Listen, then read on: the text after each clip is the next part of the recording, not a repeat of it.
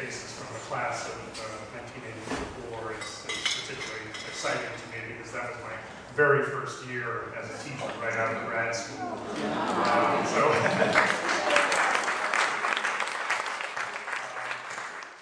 Anyway, it's truly a pleasure and an honor to introduce Ajahn Chandako, known to some of you as Jim LaBresh, to others of you as Jim Reynolds, perhaps to people later along the way as Chandako Bhikkhu, and more recently, of course, as Ajahn Chandako. He and I first met in the fall of 1983 when we both got a whole lot more hair. Those of you who will remember him know that his transformation in those areas is far more radical than mine is. His was a lot longer than, and his is a lot shorter than mine. Mine was kind of a sort of slow decline. He was a senior religion major at Carleton at the time, and as I mentioned, this was my very first year right out of grad school. The fall, I had never taught a course in my life when Carleton hired me to take Bardwell Smith's place while he was off in Japan for the year.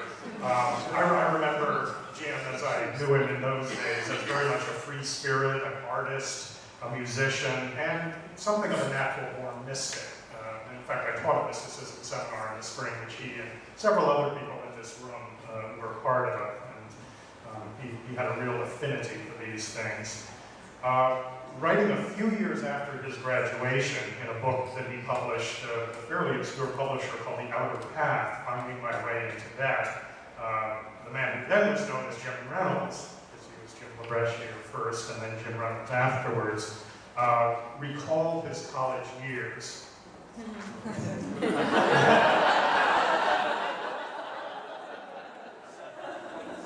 He says, I've been thinking about the lifestyle I led in high school and college, even after I first became interested in Buddhism. My heroes were Jack Kerouac, and the Dharma Bones. I tried to match their zeal as I raced through the world, devouring whatever life had to offer with a frantic intensity while meditating on the side. I hitchhiked penniless just to see who I'd meet. I cruised the highways in a beat-up 72 Ford LTD filled with ideas and ideals. I lived the beatnik pseudo-Zen rhetoric of we're all ultimately enlightened and already, so anything goes. Every action was supposed to be an expression of our Buddha nature. So I could meditate being Buddha, I could get drunk being Buddha, I could even shoplift being Buddha, no problem. I used to idolize the crazy saints and mad monks who were supposedly so enlightened they didn't need to follow ordinary standards of morality. But I see now that a foundation of moral behavior is essential if I am to seriously cultivate compassion and wisdom. For all this deep sensibility, though, there was a seriousness and a discipline, even in his years at Carleton, that were in evidence. Jim originally wanted to do his comps on a comparison between gospel music and Zen ritual music. But as I recall, Dick Crowder and I shot him down.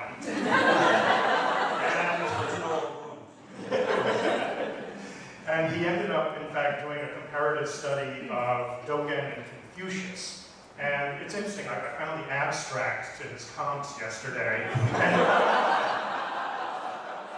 And this in fact shows us that this concern with seriousness and discipline were there even in these supposedly wild and crazy years. He says, the essay focuses on the problem of man being alienated from his true self and the solutions devised by Confucius and Dogen.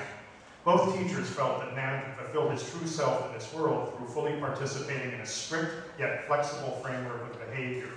Realization of the true self necessitates a wise, moral, and altruistic lifestyle.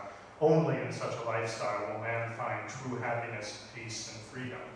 So there was an insight there. I don't know if this is exactly a prediction or a prophecy of what was to come, but there was something there already. How his life went after graduation, some of you know, and I'm sure he's going to talk about in a bit of detail himself, but just to note a couple of points along the way. Even in college, he had begun studying Zen, going to the Zen Center of Minnesota, where Katagiri Roshi was the abbot in those days. After graduation, he spent time in Thailand, traveled in Tibet, and eventually took ordination as a bhikkhu, or fully ordained Buddhist monk, at Wat Phan Nanachak in Thailand, under the name Chandako Bhikkhu. More recently, as he's matured and become more and more recognized in the tradition as a senior teacher, he now has the title of Ajahn Chandako. Ajahn is the sort of Thai equivalent of the Sanskrit or Pali word acharya, which means a senior respected teacher. Chandako indicates, it's hard to translate, but it indicates energy, intentionality, kind of zeal and directedness. He's traveled all over the world, studied with teachers, and taught himself in various places, and currently serves as the abbot of the Buddhist monastery here in Auckland, New Zealand. He's adopted about as austere a lifestyle as any of us can imagine. I think probably from the class of '84 he would take the prize.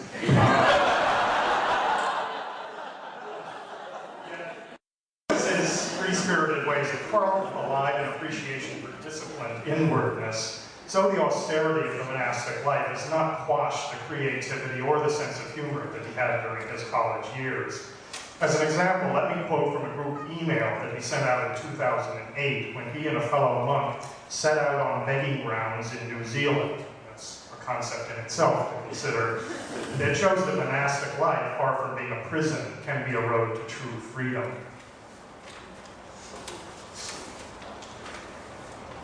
It says, in the midst of New Zealand's autumn, we left on Tudong.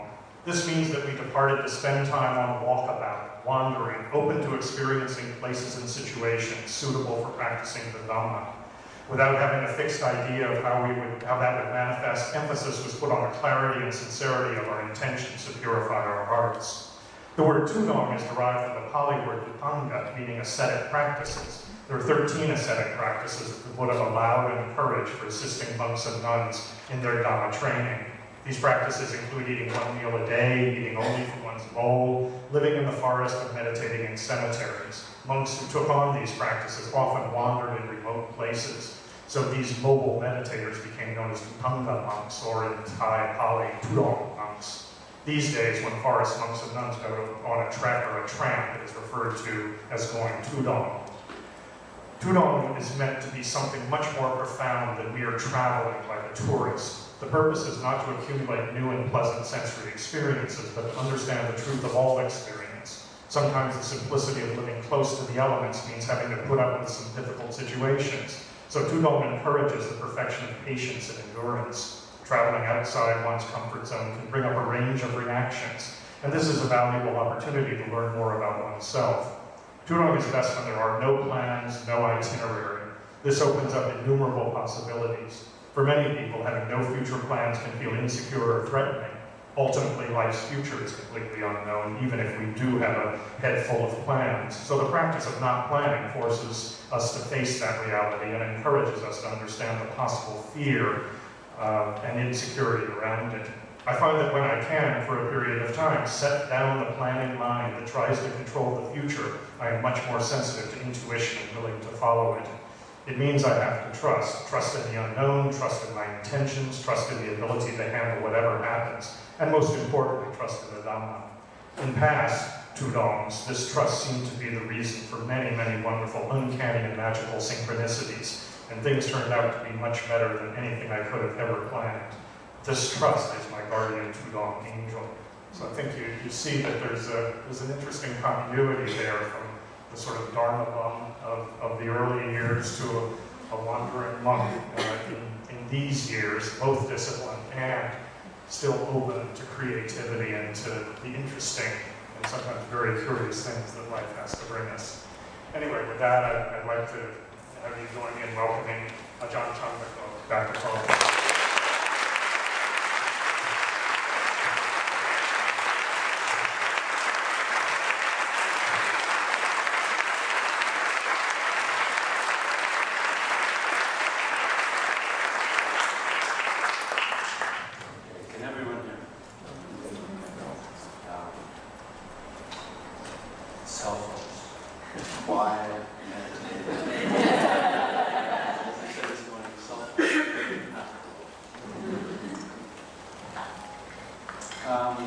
You know, I wasn't really going to come to this reunion. But, well, but they invited me to talk. It clearly wasn't for my academic achievements, or professional achievements like the other Could students. it be a little louder, just a little bit? Yes. The reason for them inviting me clearly wasn't for my academic achievements. And in fact, the other speakers really haven't left me much to speak about, and my pictures won't be nearly as nice as towards them. Peter's already talked about unmindful decisions that lead to irrational decisions. Danny already talked about relaxation and conversion. And well, Roger just gave me a nice synopsis, so.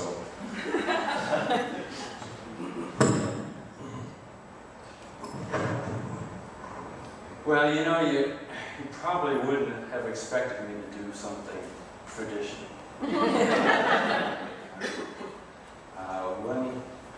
Even when I was at Carleton, there were times where I would dress unconventionally, but that quality never really came to fruition until after graduation. So learning to walk around and dress like this in public is a whole, training in itself. Just watching the action and how I've intentionally set myself apart from mainstream society, and that's a very, it's a very powerful reflection just in and of itself.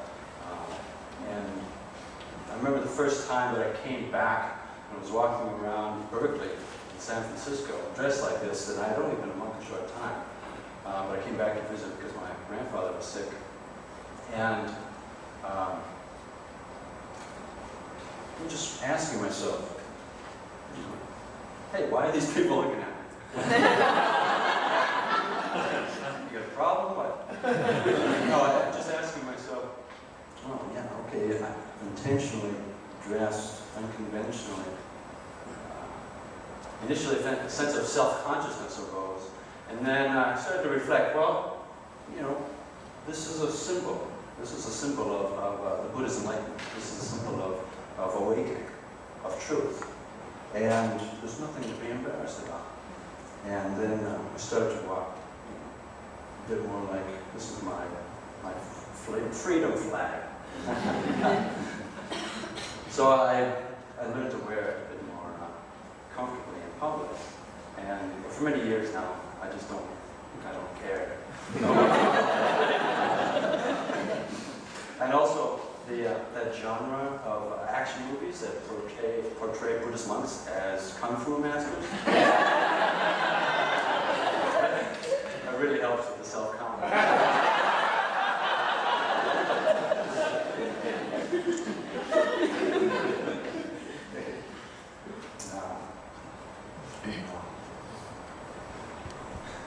Now, as I go through this, please feel free to shout out questions, especially if it's dark and I can't see you. Just go ahead and shout out a question.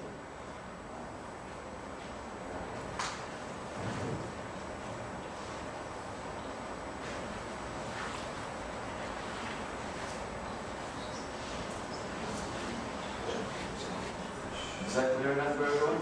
Yes. Now, some of you,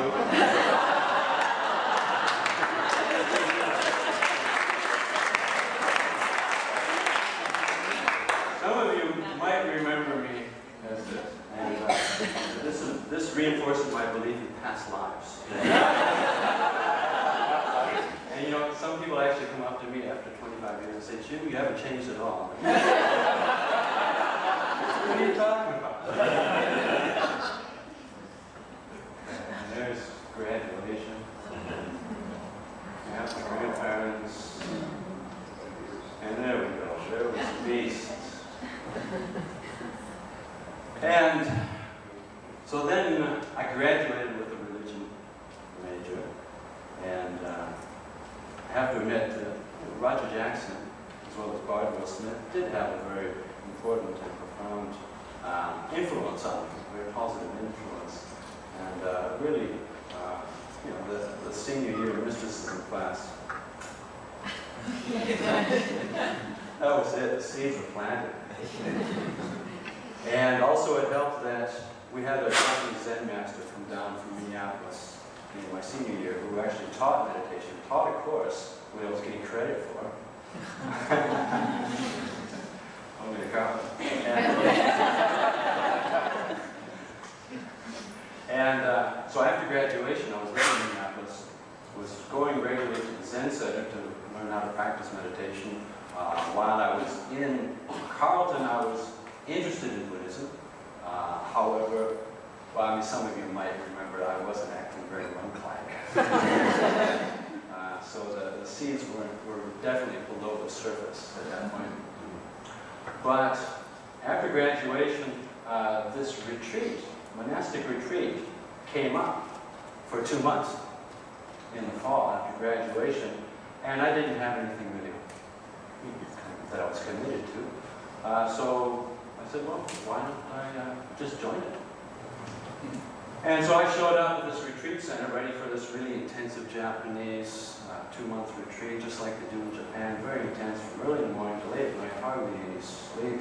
And they're all dressed in robes, bald head, and I show up with long curly hair and guitar and drumsticks. Like that looking and saying, these fields are great, man, where's the frisbee?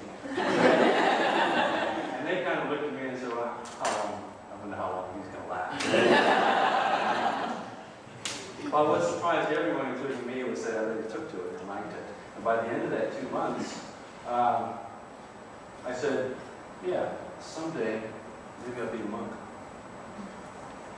When I retire. I'm 65, when I've done everything else. And because that retreat, you know, that first one was very intense. Because when you do intensive meditation, it's not like you're just sitting there and peaceful all the time, and happy and blissful. What it does is kind of bring up all the old karma that we've been making, certainly in this lifetime, which was a lot. And I felt like I relived my entire life. You know, there were occasionally moments where I was in the present moment, but most of the time was like reliving all this stuff and working through it. And you know, some of the karma that we make just in ordinary life, it's kind of painful to live through. So by the end of that, I continued on for the next couple of years, really getting life experience, traveling the United States. But every year I'd come back and do another 2 months at this place. And by the end of the second one, I can't wait till I'm retired, maybe about 35 or so. Then I went off traveling again, came back to the third one. By the end of the third one, I thought I better start looking for a monastery now. Because the other things that I thought that I wanted to do, that I loved doing, somehow they just were seeming less important. And that was just as surprising to me as everyone else. I certainly had never envisioned myself as being a monk. But somehow things were going in that direction, and just, I guess it was the, both my experience already, which had been very positive in the benefits that come from that type of meditation, and also just the promise of leading a life that's devoted to wisdom, leading a life that really seems, you know, leading to real freedom. And I thought, well, you know, what do I want to be when I grow up, type of thing. And there wasn't such a big draw to material life. I mean, even if I wasn't a monk, I probably wouldn't be that interested in material comforts or money. But really, what I really valued was wisdom. And that's what I really respected. And so I thought, well, if I just die a wise old man, that'll be good enough. So I hope I don't die for another few decades. A lot of work to do. So this was me at the intensive Zen retreat. Very typical Zen one. Here we go.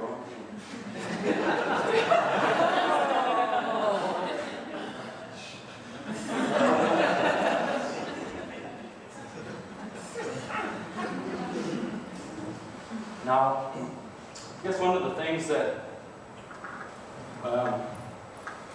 I always did was trust my heart, trust in following my heart.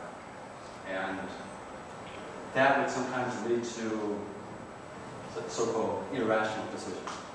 But somehow that seemed to actually be more true to what was really beneficial in the long term.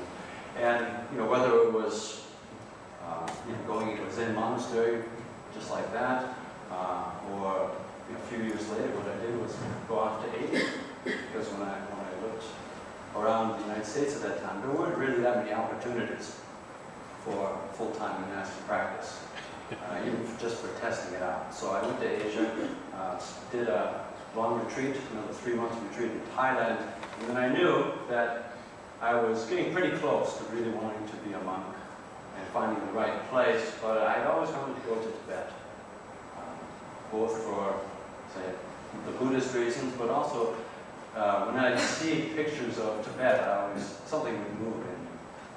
Or like when I was young, I'd see pictures of monks or monasteries, and something in the depth of my mind would be like this gong going off, and it's like saying to me, this is something important, you should pay attention to this. So, in true fashion, I just bought a one-way ticket to Asia. And after being in Thailand, I traveled through China and then into Tibet. And I spent almost 5 months in Tibet, traveling in areas that were mostly not allowed for Westerners at that time. I happened to be very lucky in that 1987 was a time that was a very brief window where freedom of travel had opened considerably from what it had been previously. And in October of 1987, there was a Lhasa uprising, and after that, the Chinese government clamped down very heavily. So, fortunately, by that time, I was way in the mountains in the western part of the country, so I was able to stay on for another month because there weren't any Chinese officials around. So the Dalai Lama, of course, has been an inspiration. I think in terms of leadership, world leadership, having a model of a human being who just exemplifies integrity and care for other people. It's just inspiring. And when we wrote him, asking him if he would write an introduction to this book, I thought, well, there's no way, but what the heck? And he did. So Tibet it's a beautiful place. It's an awesome place. Often we traveled on bicycle, and the only bicycles you can buy there are one-speed, very heavy Chinese bicycles. So we just went to the local junkyards and places and rigged up panniers and straps and started heading off through the jungle, through the desert. And this was in western Tibet on our way to Mount Kailash, which was considered a holy mountain in Tibet. So this was a bit of a pilgrimage already, adventure/pilgrimage, and there was 5 of us riding our bikes. It was a beautiful place for a picnic. There's Mount Kailash in the background.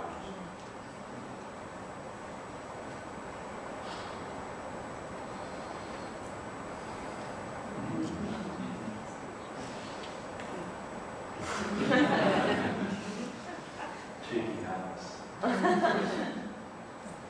And then after I came out of Tibet and went down into Nepal, spent a month there, then on pilgrimage in India, I went back to Thailand. And at that point I was 25. I found a monastery that had some Western monks in it, and I heard of other places that were set up just for Westerners, traditional places, but teaching was in English. And so I decided, yeah, that's really what I want to do. And once I made that decision, then I went home, spent time with my family, my parents, my grandparents. I really wanted them to understand as much as possible what was going on. Fortunately, they all said, "You're alive." And in the end, they've become very, very supportive, and I would say even proud. It was fun going back and actually giving away all my stuff, whatever I could, I would just give away. And the last thing to go was my drum set. The attachment ran very deep. I was like, okay, this is it. This is the last thing. And the money that I got from selling that then allowed me to get back to Asia and go to a monastery in the northeast of Thailand. So here we have Thailand, and where I ordained was in this area, we're in Chiang Rai, there. And as you can see, it's very close to Cambodia and Laos. It's a very rural part of the country. Very traditional monastic training. And fortunately, one of the great Buddhist meditation masters, Ajahn Chandako, was still alive at that time. And I was just very impressed with the caliber of the other monks in the monastery.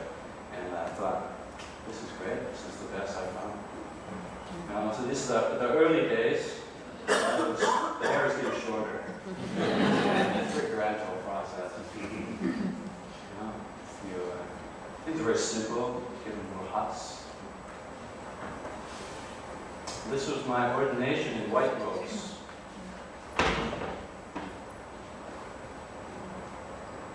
You ordain first in white robes for 3 to 6 months. And this was my ordination as a monk. Full ordination. This is symbolized the Buddha cutting off his hair with a sword. Jim, when was your monk ordination? What year was that? 1990. I ordained as a novice in 1989.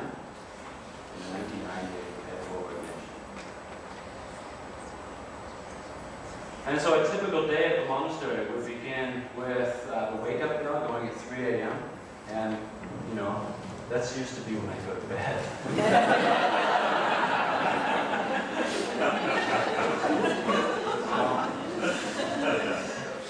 You're always like, okay, adjustment. We get together for morning meditation and chanting in the meditation hall.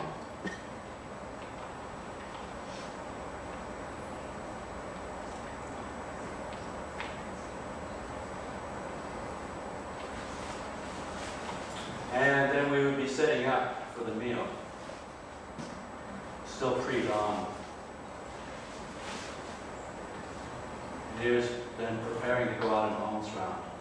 The traditional part of our practice since the time of the Buddha has been that we survive daily just on the food that's given to us. So in rural Thailand, it's not that different than ancient India, so we go single file, barefoot, for an hour and a half, sometimes 2 hours, walking through the local villages. People who wish to offer food would come out. We have our bowls here. I brought my exhibit. So this is show and tell. So this is a typical monk's bowl, and I always have large appetite. That worked out very well. But you need them that large because of the amount of food that's offered in the village. And so we would have these then over our shoulder, go through the village, and when people were ready to offer food, then we would just, silently. The whole thing was done in silence, very, very calm, and we weren't looking around. Just keep our whole composure very restrained and calm. So that was a beautiful way to start the day, and it was good for everyone involved. Even the people doing that Thailand is known as a really happy country, the land of smiles, and I think one of the reasons is so many people start the day with generosity. You know, just something so simple, but just starting every day by giving something. And generally, you do get more happiness from giving than from receiving. So, you know, we were, you know, in many ways, we felt like we were giving the opportunity for these people to do this. Because we didn't really need to. Enough people would bring food to the monastery later on. Jim, what kind of food? What was your diet? Sticky rice. You ever had sticky rice? It's really compact, stick to your guts kind of rice. And just a lot of curries, vegetables, a lot of fruit. You know, so it was a relatively healthy diet. So this is going out on alms round. There's the monastery sign. Wat Pah Nan Cha means the International Forest Monastery. There was the main monastery of our teacher, Ajahn Chandako, was 7 kilometers away, a couple of miles away. And he was getting so many Western disciples. So about 30 years ago, they opened up a monastery specifically for non-Thais. All the training was just the same, very traditional, but all the teaching was in English. So that made it so easy for those of us coming from overseas to really plug in quickly to this. Have you learned any Thai since then? Yes, that was one of the things that I was determined to do, was to be able to learn Thai so that I could hear the teachings from the various masters without any interpretation.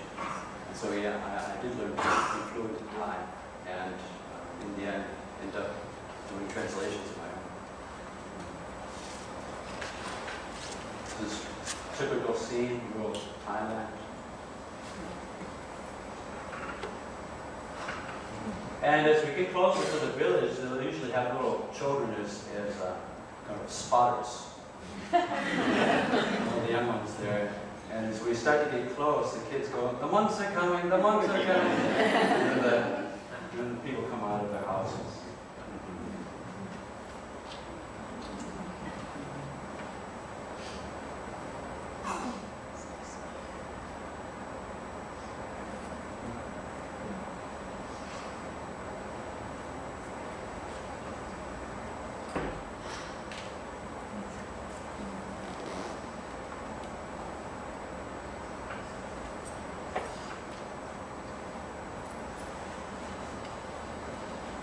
Once we get back, any food that was collected would be given up for communal distribution.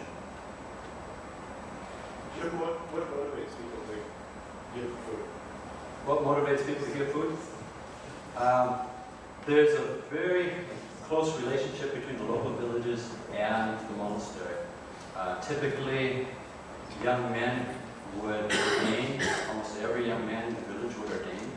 And so there was a feeling like it's just a matter of supporting the next generation.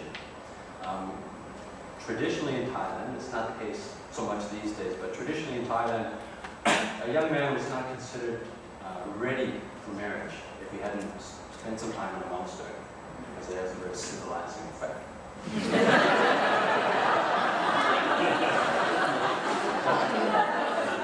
Probably not the best example. So that's one reason. There's no sense of like there's the monastery and we're the village. It's just like the one social unit. And also they have the villagers are regularly coming to the monastery to get teachings, to talk about the problems, ask for advice. The monks can help the villagers in many ways with setting up local projects or whatever. So then we'd always share with all beings. This is one of our buildings, one of our meditation halls. We typically meet in there for teachings. And then when it was time for the meal to come out, All the food will be formally offered, set out.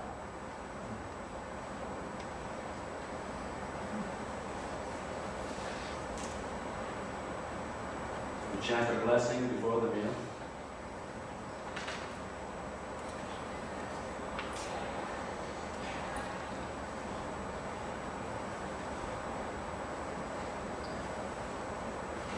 Now, one of the great things about eating out of your bowl is that you only have one dish to wash.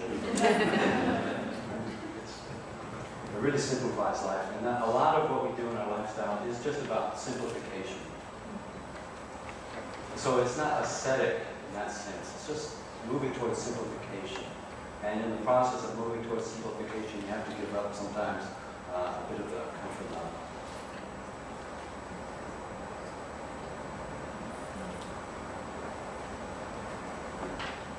After the meal, it's chores time, keeping the path swept. Everything becomes meditation. And when we go back to our hut, this is a typical hut that we live in. It's raised up, partly because there's a lot of dangerous animals crawling around the ground, snakes being one of the main ones. This is also a typical hut, a traditional bamboo grass roof hut.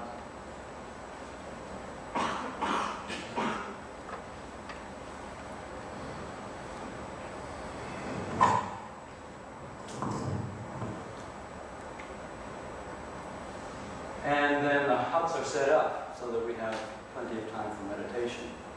Go back to your hut. We've got a lot of time before the next meeting. Now to sit meditation. Do walking meditation as well. Now, meditation is essentially about developing a continuity of awareness. Something very simple. Whether you're focusing on your breath, whether you're focusing on a word that you're repeating internally, whether you're focusing on a particular theme or quality, it's just a matter of that continuity of awareness which gives it power. And it has a power to transform.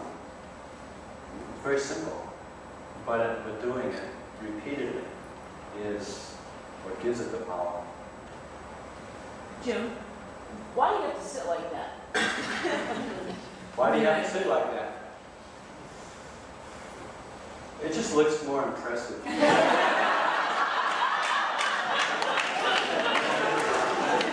was sitting in a chair, he's thinking he's not serious. Where's the rope? He's not meditating. But when you sit full lotus, they're like. There are certain practical benefits of sitting full lotus or half lotus because the body's very balanced. And when you get used to it, when you're stretched out enough, then you can sit for longer periods of time that way. Ultimately, meditation is not tied to a particular posture. You can meditate in any posture. We tend to practice, like literally practice, in the more easy postures, like sitting with our eyes closed. But then we extend it into just walking back and forth, and then from that extend it into sweeping. Ultimately, the idea is to make it continuous. From the time we get up in the morning till the time we go to bed at night, have this continuous, clear awareness of what's going on. And that leads to clarity in our life, understanding ourselves better, but also it leads to a real peace. It's interesting how it works. Just peace and joy start to pop up more and more often when we do that. So this is a typical path for walking meditation. Talking a bit about that this morning, where we just mindfully walk back and forth, either focusing on the sensations on the bottom of our feet, touching the ground, and just feeling that connection with the earth, or focusing on our breath. What is that surface? So that's just dirt, just from walking back and forth. It's become quite packed. So even the simple act of walking back and forth can become really pleasurable. It's the women's section in the monastery. I've got my razor you know, at my place, if anyone wants to have their head shaped. So are women and men sort of parallel there, or is there mingling at all? Separate, in monasteries, they keep the men's section and the women's section pretty separate. Although for teachings, especially in our monastery, the Western monastery, there's far more integration and equality, or equality than there would be in a typical Thai monastery. Is the training the same for men and women? Sort of yes and no. Internally, yes. In terms of techniques, the whole point of it, the purpose. In terms of Thai society, no. Thai society is a very hierarchical society. Women and men have very clear gender roles in Thailand, which is it's a very different culture than ours. And so in Thailand, you only have so much flexibility. And of course, it's changing radically with the modern age, but it's still light years away from what we would consider parity in terms of gender roles.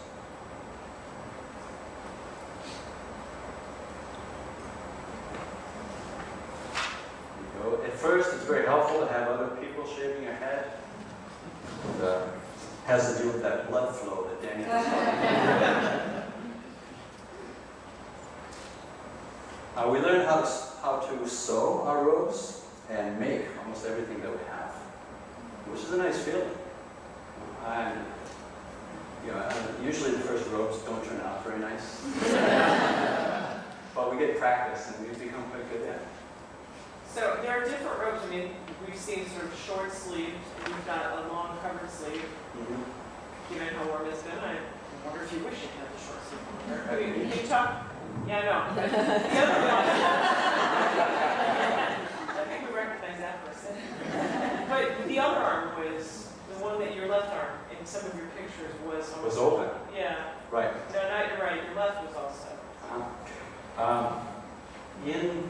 In the monastery, for formal occasions, we'll have one shoulder open. Outside the monastery, we'll have both shoulders covered with this robe. Within the monastery, for non-formal occasions, like sewing, then we don't have to wear this robe at all. And we just have a very light robe underneath. This time is very hot. It looks like you've got a lot of extra fabric that you have rolled up under your arm. This, Yes. I can demonstrate.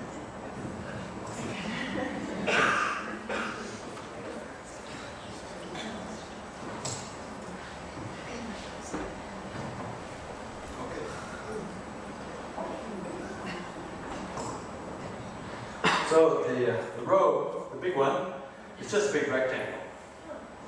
Yeah, and it has a very specific pattern, same pattern that was used in the time of the Buddha with the borders, sewing lines horizontally and vertically. And we make it an appropriate size for our height and girth.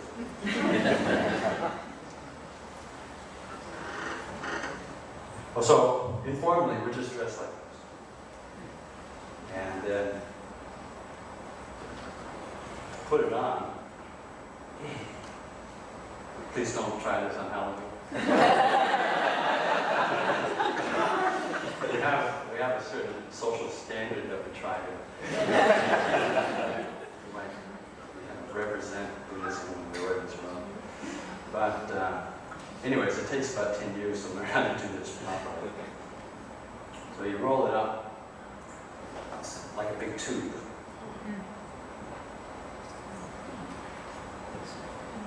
When it's over both shoulders, then you roll from the inside, continuing as.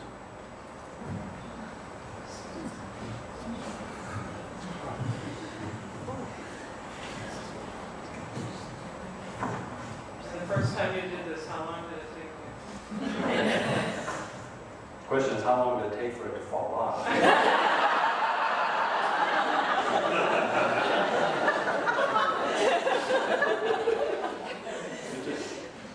And this is the tricky part.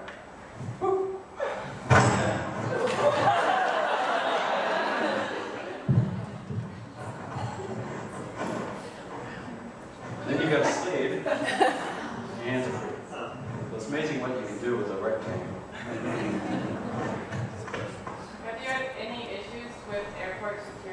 I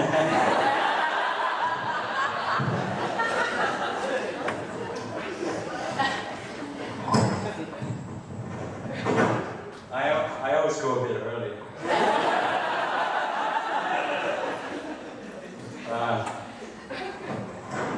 I go with my ball packed in a bag as carry-on. Typically what happens is it goes through, I've already gone through the metal detector, okay, safe that way. But then you can just see them, they're watching the screen, and they pause the conveyor belt. And they call their superior.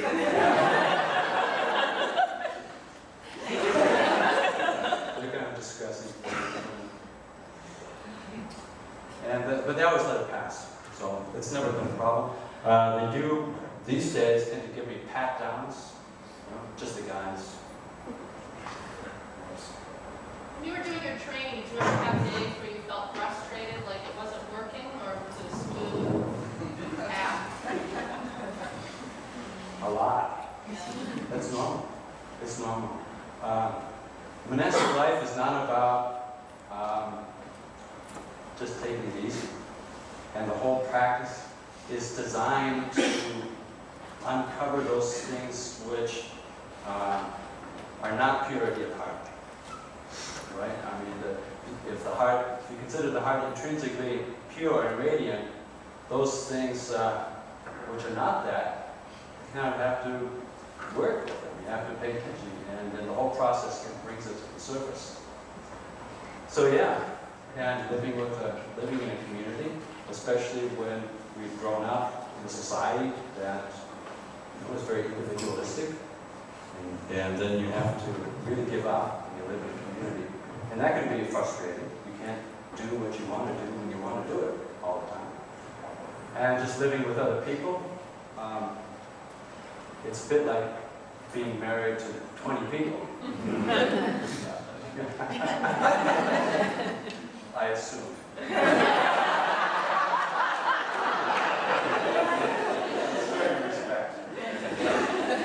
But in the respect of, everyone's got their idiosyncrasies, and everyone's there for really good reasons, wholesome intentions.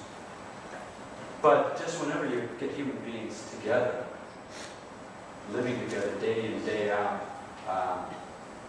it's difficult for human beings to get along harmoniously all the time. Fortunately, we're dedicated, the whole lifestyle is dedicated to that. And so that when things come up in daily life that are irritating, then that's seen as an opportunity to develop, say, loving kindness, compassion, forgiveness.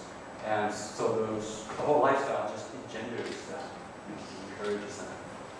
But there are definitely times when, you feel like, geez, I've been meditating for 10 years now. And for a while, maybe going well, and then there's a bit of a plateau, and then you drop down a bit, and then it goes well again, or maybe sort of a zigzag.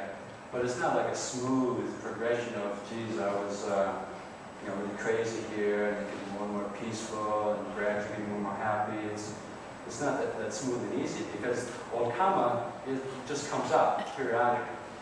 It can't be predicted so much when it's going to come up. And situations are always changing, so you just keep on with it. Just keep on with it. But yeah, people, a lot of people stick with it for varying lengths of time, and some people, they try it.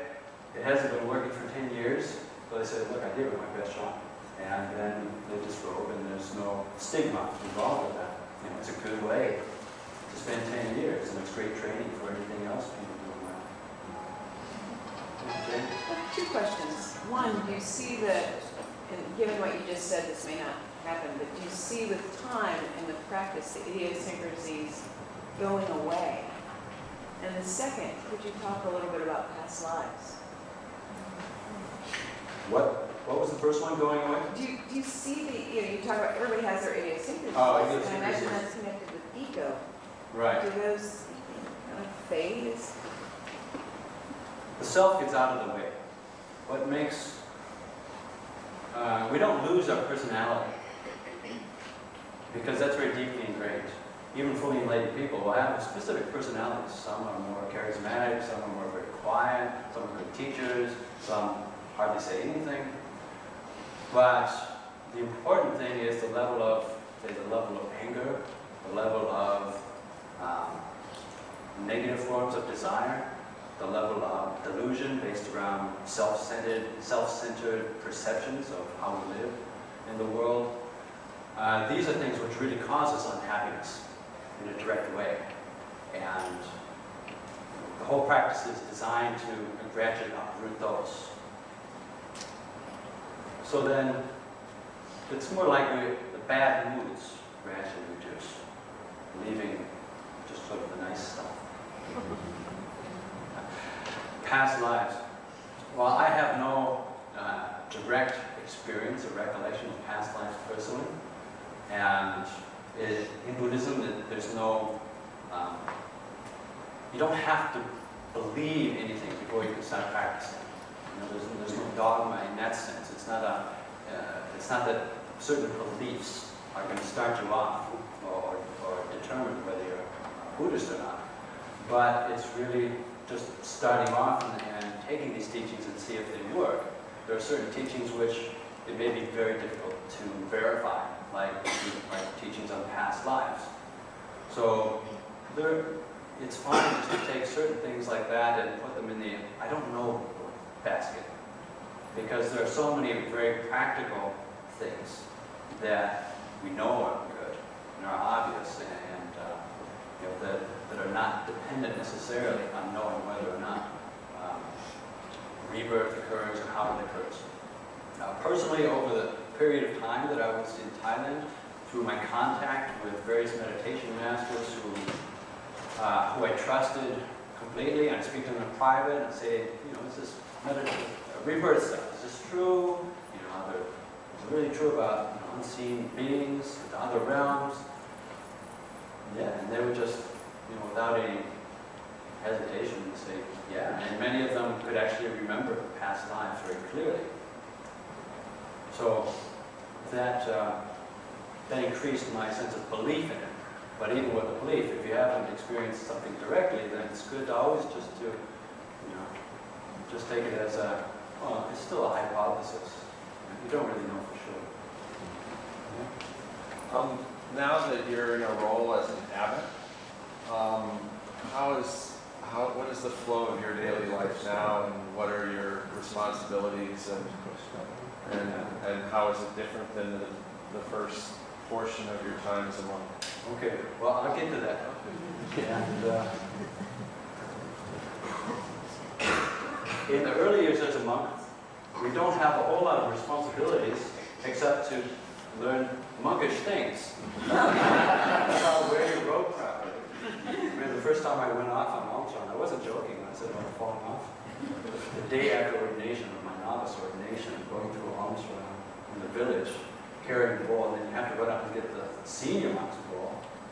And by the time I did that, my robe's dragging on the ground, falling off the shoulder. It does take a while just to learn the basics of that. And you're given a lot of time just to meditate and do the basic work, both internal work and as well as external work, and without any real expectations of responsibilities for the first 5, usually for the first 10 years. So there's the robe which has been sewn from white cotton, sewn all together. And then we take a natural dye to get this color. This is the heartwood from a jackfruit tree.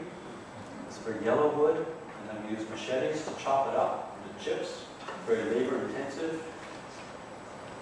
And we put it into a big wok, which is on top of the stove. And we boil it up. And this is usually a process that takes at least 24 hours boiling. And then we get this nice, beautiful dye that comes out. And massage the dye into the white cloth. And then we get these beautiful robes. In the evening, then we would often meet again for Dhamma teachings. Dhamma is the word which means the teachings of the Buddha.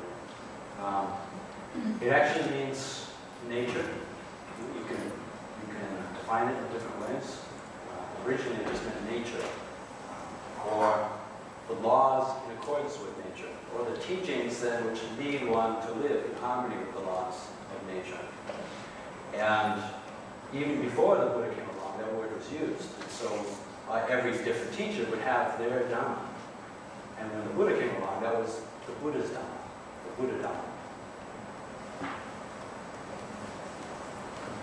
And at the end of the day, again, coming down.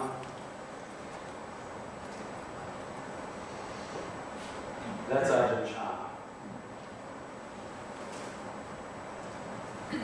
Now, our monastery, before it was a monastery, was a cremation ground.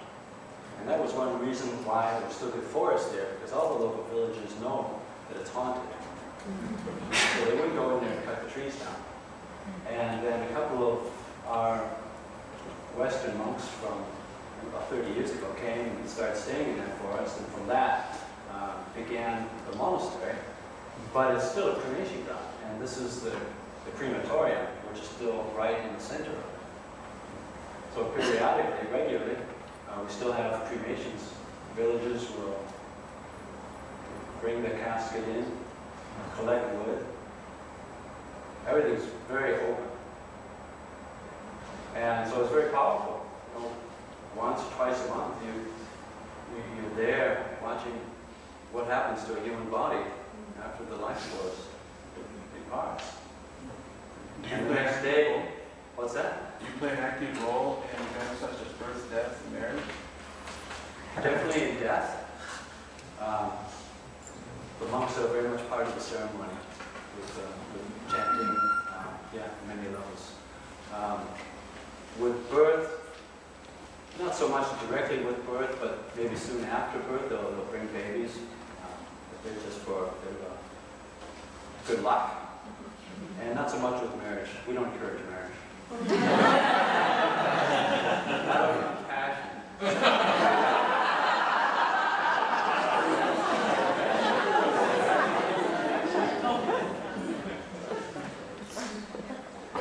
I haven't slipped in any pictures of my children. You had mentioned earlier that traditionally a lot of the Thais, like young men came to be a monk before they went out and got married. Is that so? Is that still the case, or when someone commits to that path, that's ideally a lifelong? Well, most people in Thailand, say 50, 100 years ago, had a lot more time, and they could just take a whole season off or a whole year off without really interrupting their family life, the life on the farm, and they could just live in the monastery during that time. These days, it's very difficult. Modern life has come in, and maybe they've got 2 weeks of vacation a year, so they'll still maybe come and do that 2 weeks of their vacation, but it's not the same. You can only go so deep in 2 weeks. But they're expected to do that, and I mean, what are they taking away from that experience from your experience with that? Because a lot of young males are expected to do. Yeah, it's still good. It's just that it's very brief. Also, it very much depends on the monastery they go to. Some of the monasteries are really good practicing monasteries, and it's like doing a meditation retreat for 2 weeks, which can be very transformative and inspiring. And they really take that experience and keep it with them throughout their life. Other monasteries are not so inspiring, and they just ordain you, and then you're on your own, and don't really have much guidance or see the point of it. Is there any age restriction for how young kids can go into the monastery? Yeah, 7 years old. No younger than 7. But you will see a lot of young kids in Thailand. So this is our teacher, Ajahn Chandako. His monastery is just within walking distance of ours. He passed away in 1992, and they kept his body for a year, and then had a cremation 1 year later, in 1993. This was the spot where they cremated him and then built this monument to him. But his funeral was a big event. There was like 10,000 monks and nuns and hundreds of thousands of lay people come. Just within Thailand, there are 300 branch monasteries, more than 300 branch monasteries, and overseas there's about 15. So this is a scene from the funeral.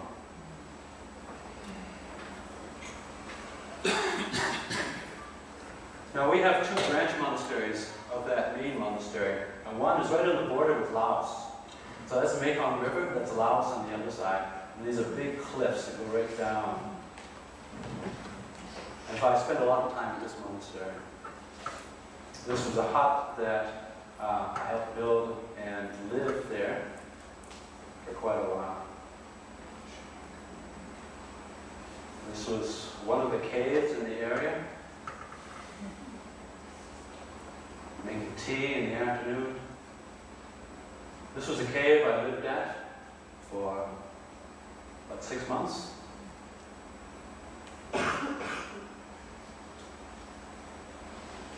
Thus the title of the talk.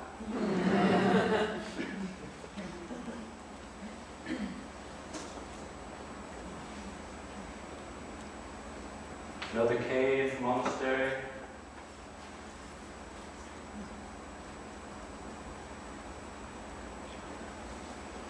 And we also have a branch monastery on the border with Burma. And a very thick, pristine jungle. To get out there, typically the whole community would walk in, taking about 4 days. And we're going through the jungle, so it's real, it's a real trek. But there's a real sense of camaraderie that develops in doing that. Jim? Sorry.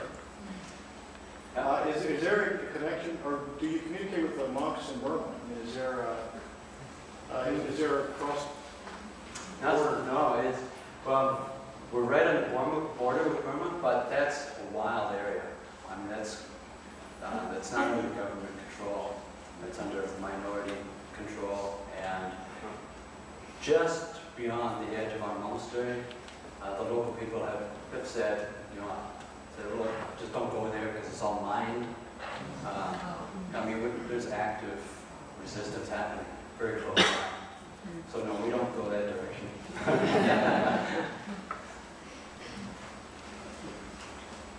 Oh, this is the fun thing about being in the jungle. You get a lot of adventures.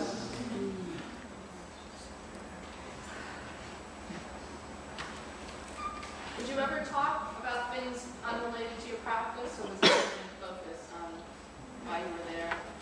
Oh yeah, I mean, maybe not so much about, comparing Led Zeppelin and Pink Floyd. But we might talk a bit about, you get to know each other as friends. You talk about past, and talk about aspirations, a family. It's just like develop friendships with people. So this is what a lot of Thailand went through. It's just slash and burn. And to walk in, we'd walk through places that were like this, just freshly logged illegally and burned. And then we get into our monastery, and it's like this. Gives you an idea of what Thailand used to be like. Just water everywhere, lush, a lot of wildlife.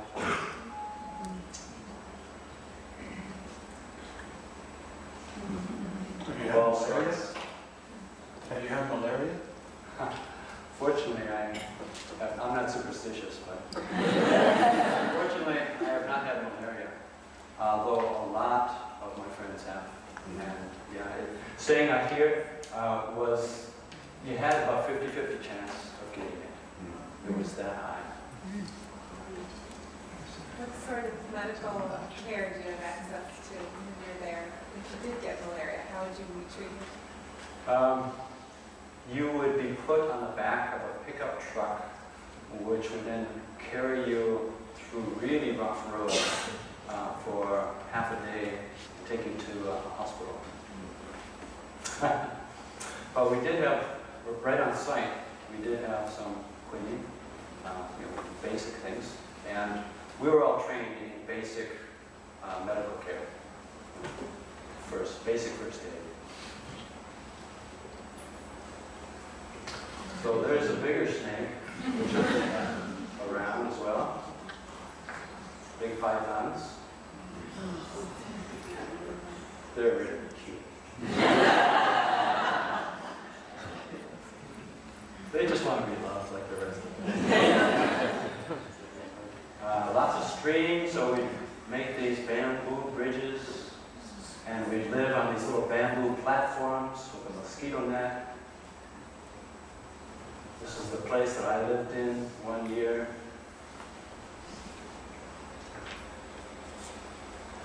Still some big trees around.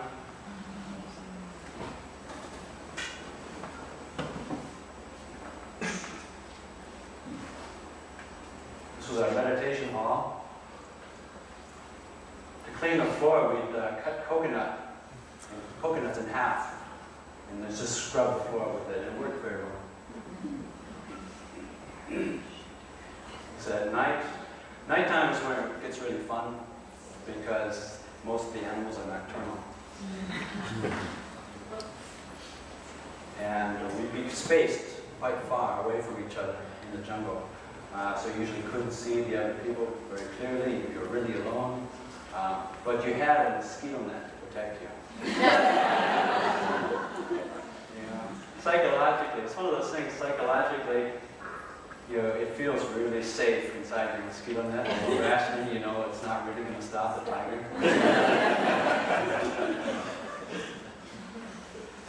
So we set up a camera on the path that we used during the day, and it had a laser trip. And there was some people who came with us, and these are some of the things they saw. This was a wild boar, and it's very large. Wild boars are considered more dangerous than tigers because they're more aggressive. And then, of course, the same paths that we're using during the day, tigers are using at night. But normally we don't hear them. All right. The power of loving kindness. Okay. That's not a stuffed tiger. That's a real tiger, but it's a tame tiger. So it doesn't really count. Are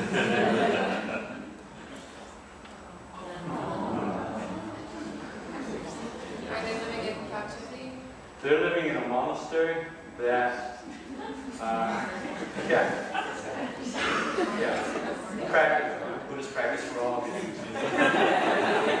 choice of celibacy. But they do live in a monastery, and the monastery started off with just one tiger that had been taken, and people didn't know what to do with it. The authorities were going to destroy it. So the senior monk said, well, look, don't kill it, give it to us, we'll look after it. And so they started very small, but then they got a reputation for having a tiger. And so someone else had a tiger, and another one, and soon they had a whole monastery full of tigers. And so it's developed as this huge, zoo monastery. Do they feel secure? Yeah. Do the tigers feel secure? No. Or the monks? Or the monks. So then, now, Buddhism is at a very interesting junction in history. For the first time in maybe 500 years, it's just going all over the globe. And it used to be that teachings, say from India to China, from China to Korea, Japan, would happen very gradually over a period of hundreds of years. But now, everything's just changing at lightning speed. And so one of the positions that we find ourselves in, those of us who grew up in a Western culture, we train in traditional Asian ways, and then we realize that, there's all this interest in meditation, practice, Buddhist practice, in our home countries, whether that's North America, Europe, Australia, New Zealand. And so then we tend to find ourselves in teaching roles, even though we may have initially gone forth into the monasteries with a bit of a hermetic bent, just through the training and the experience, and just through the necessity of people interested in meditation. Then we tend to find ourselves more and more in teaching roles. So Buddhism coming to the West is a whole new subject that's been happening over the last 30 years. Okay. So when I first left Thailand, I went to Prague and I spent 6 months in the countryside in Czech Republic. Lived in this little hut.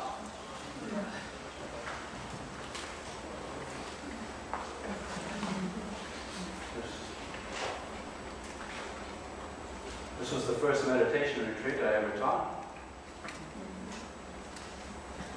And then there was a lot of interest in Portland. And so I was invited to stay there, stayed in a tent, set up a shrine.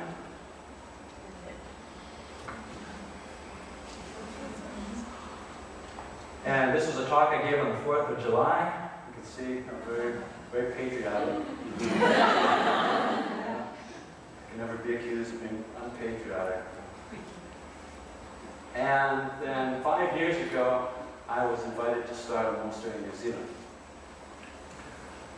which was a big step. So initially, I said no. Because I know once you undertake that type of responsibility, then you have to be willing to give up a lot of meditation time to do more active things. I mean, we've got 100 acres. We've got building projects. We've got a big community to look after. There's a lot of administration, project management, planting trees. But New Zealand seemed to be a good place to do it if I was going to do it anywhere. Seems like a good place. So, no, this wasn't my second meditation retreat.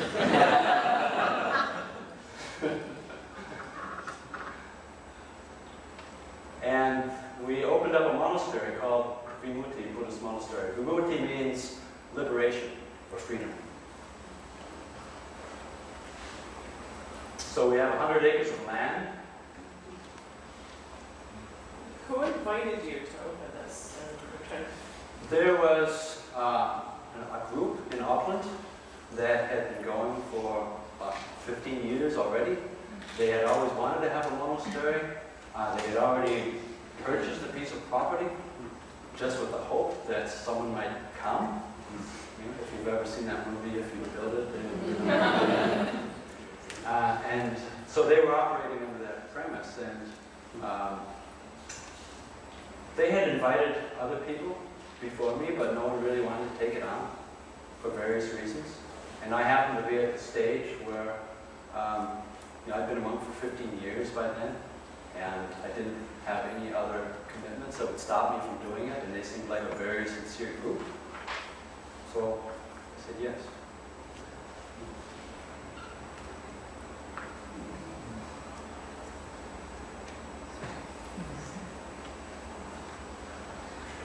So we have a good excuse to come to New Zealand now. Everything we do is for free. Accommodation is for free. Possums are for free. Sheep, oh, that's a native sheep. It's not for free. So we started with this one building, and then it gradually expanded from there. So Jim, do you all do you go out and do the alms seeking in New Zealand as well? Are the villagers used to that culture of giving food to the monks in the monastery? Or? Well, we live in the countryside. It's mostly farms around, and we have a very good relationship with our neighbors now. But I didn't want to start off just by doing anything too weird, because I wanted to stay in good relations. And also, every day, people drive out and bring food from Auckland. We never have to do any cooking in the monastery. I mean, maybe once or twice a year. It doesn't work out. We have to cook something. But people just love coming and bringing food. Doing the alms round, we do that. For example, when we're just traveling, doing this tudong that Roger was talking about, where we really reliant on that food. When we do these walks, we don't have any money. As monks, we give up all money, all control of money. We can't even accept donations of money. So when we go off walking, we're just living day by day. We've just got a bowl, and we show up at a little town, walk down the main street, stop in front of the supermarket, and see what happens.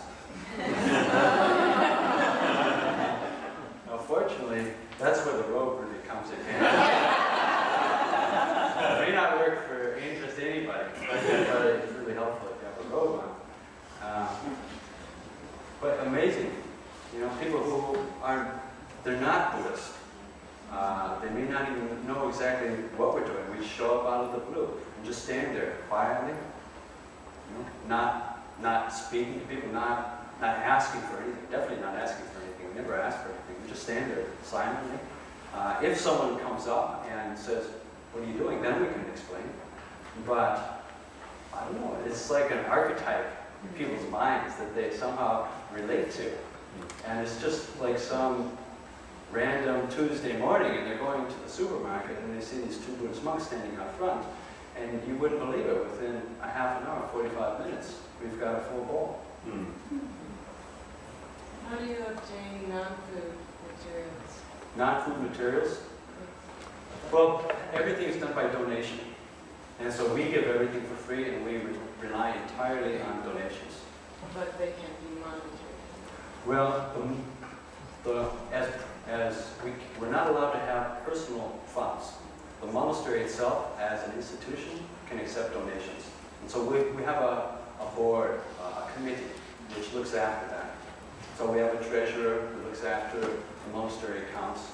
So if we have a building project, then people want to donate for it and go into the monastery building account. And I have a bit of say over how that's used, but technically it doesn't belong to me. It belongs to the original donor, and we have to follow through how they want to spend it. Okay, I better keep moving. This was the first hut we built, and this is where I lived for the first 3 years. It's just a glorified garden shed. And we built a big walking meditation path out front. I was never into building before, however, I have learned. It's amazing what you learn in the life of a monk.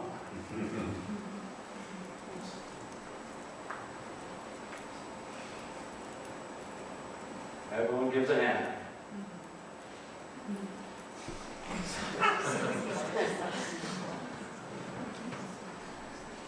This is the shrine.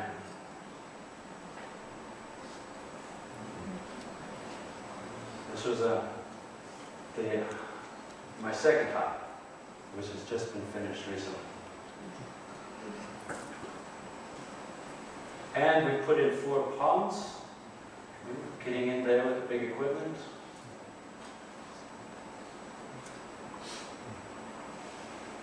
Making islands. It's a meditation hut. Got lotuses planted.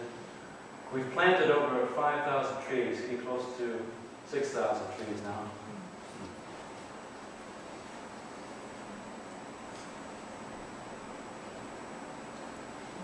And a lot of people will plant trees in memory of someone who's passed away. Memorial trees. This is the casting of a large bronze Buddha image for our main shrine. This was a major ceremony that happened in Thailand. We have about 1,000 people come. That's the head monk of our tradition, the first non-Thai Western monk in our tradition. This is the arrival of the Buddha image in New Zealand. It was exceedingly heavy, but with about 8 of us, we were able to lift it up in this little shrine.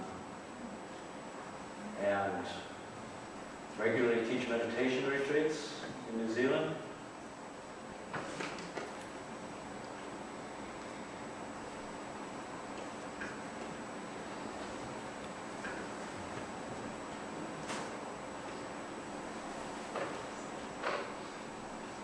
In December, we held a international conference on Buddhism, held in Auckland, and so that we invited people from all over the world, which was a wonderful event.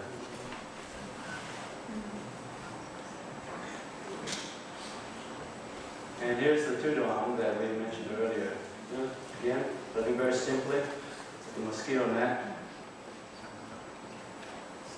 There's Milford Sound.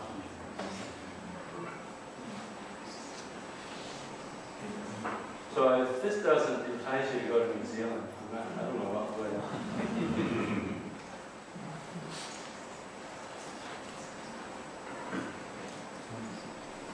Jim, why did you leave town? It was just too hot.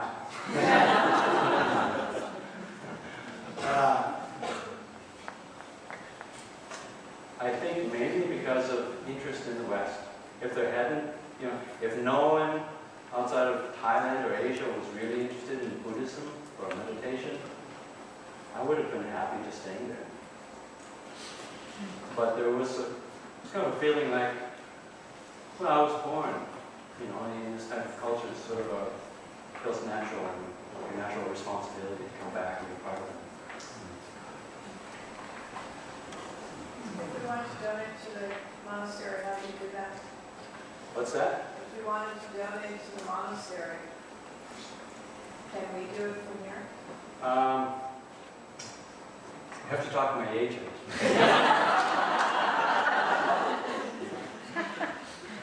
I can't accept it personally, but if you were keen on it, I can tell you how to do it. You just see me do it.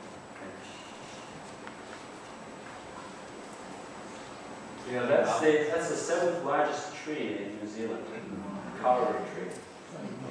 7th largest. What was that? Do you have any novices yet? No. No. Still, up until this point, I've recommended people to go to Thailand. And then after a period of time, we can come back. How many people live in the monastery?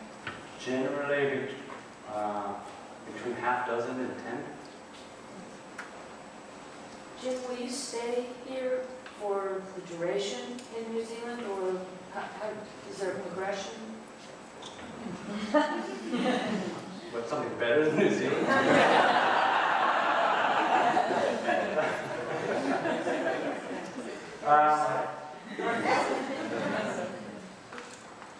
Right now I'm very content there and feel I've got meaningful things to do there. And we've put a lot of effort invested into this so far, and we still have ways to go. As far as what's going to happen 10 years from now, I can't say. I don't have any lifetime commitment. Oh, if you're into bungee jumping, New Zealand's the place to go. I have to admit, I haven't tried it. Also recently, been going on pilgrimage to India. I've always had a real connection with India and loved going there.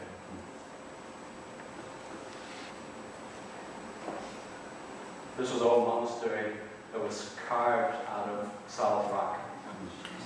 A place called Ellora. It's two places, Ajanta and Ellora, are supposed cave complexes, ancient monastery. This is the place where the Buddha was born. That pillar marks the spot next to where the Buddha was born. This is the place where he passed away. So that slide is not crooked. It's actually, it's a reclining Buddha, symbolizing his passing away. And then, of course, you've got Buddhism in Minnesota. So last year I taught a retreat in northern Minnesota at a lake cabin on the edge of Chippewa National Forest. We'll be doing it again in about a week's time. Who's the other monk? His name is Venerable Jodi Paulo. After this retreat, he decided to come join me in New Zealand. So he's looking after the monastery in New Zealand while I'm here. Are there any interest in our people in Buddhism? You rarely see them coming to the monastery. However, when we go walking around, they're interested, kind of in a punky way. They tend to have that enfranchised feeling about their community. And but when they see us, they know we're not part of the mainstream white society which is repressing them or how they perceive it. So they do have a kind of natural inclination to kind of come up and say, "Oh, dude, what you be, dude?" Or just more like, "Hey, Mike, how's it going? Mike, what you doing with the rope, mate, mate?" And so that kind of gives opens the door. But they tend to be, I've never had a negative encounter with a Maori. I really enjoy it. Very different than the European Aussies or Kiwis. Oh, there we go. That's the end.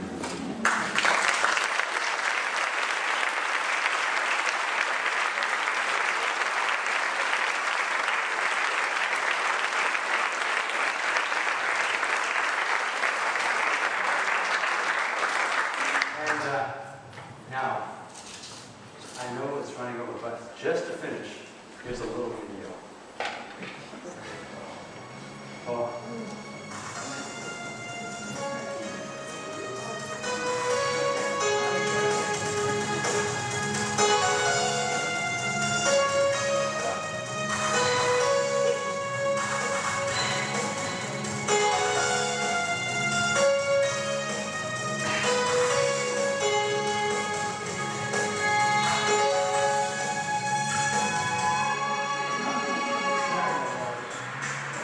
This is Buddhist monk Ajahn Chandako. Whilst out walking recently, he came across some creatures in the forest. Major, I understand you've got some goats. Yeah, right. We've got 3 actually. 3? Yeah, so 2 of them are over here. Okay. Maybe over here. Yeah, that'd be great. Ajahn found the baby goats in a pine forest. Wasn't sure what to do. Cold and rainy night, and I came across these 2 little goats, and there seems to be no mother anywhere. I waited for a long time, there was no mother, and I deliberated on what I should do, and finally I decided to bring them back. These 2 goats did a lot of loving kindness, tried to give them a good childhood. Because Ajahn aims to depart New Zealand for northern Thailand, the 2 kids need to find a new home. They formed a bond with Ajahn, and he has learned something from them. These 2 goats from my teachers, they teach me how to love without attachment. They're teaching me the difference between loving with attachment and loving without attachment. Because if I get attached to them, I'm going to miss them a lot. But I've given them as much kindness and compassion as I can, with the realization that eventually we're going to be separated. Ajahn is delighted in having the goats join him in his daily meditations. See, one thing we do is it's called walking meditation. Running for the path.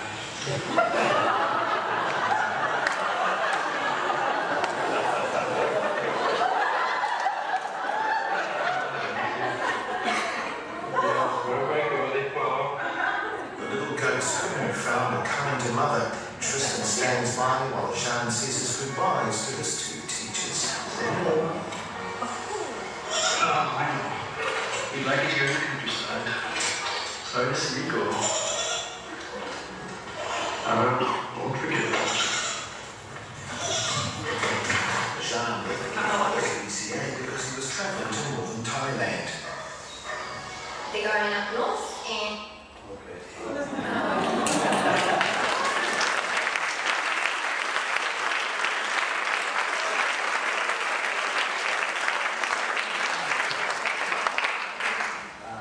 when I found them, they were only this big. They couldn't walk yet. I carried them back, and I didn't know what to do. So, when I said before I wasn't going to show you any pictures of my kids.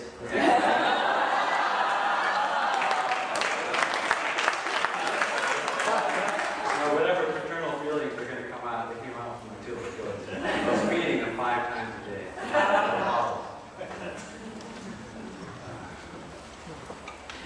Do you regard yourself as a citizen of any particular country? I'm still a U.S. citizen, but just got permanent residency in New Zealand, which means I applied for, health care. is your book available in the bookstore? We used to have that book in the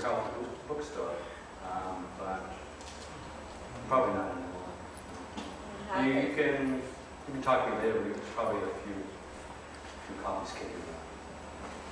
How do you feel with technology around the slideshow? Do you have a computer at the monastery? Well, this is my first and only PowerPoint presentation. It's a very interesting area because we live lives growing up in caves as monks, but then suddenly, we were thrown into a very technologically advanced society. So people have different standards. Some people find them very, very useful. Some people tend not to have them at all in the monasteries. I use email a lot because it saves money, and these days that's just a practical way of getting things done if you're an administrator. So I tend to try to minimize it and try not to have too much of it. On a retreat once in Thailand, and during the retreat we don't write any letters. It's a 3-month retreat, and during that time I was having feelings of appreciation for this radical senator who I once knew as a professor. and I said, I'm going to write him a letter. And I thought, I'm just going to express how much I appreciate his dedication and integrity. And because I had him as a prop for a while. And then by the end of the retreat, when I was about to write the letter, I found out he was dying. So, lesson is, if you have a good idea,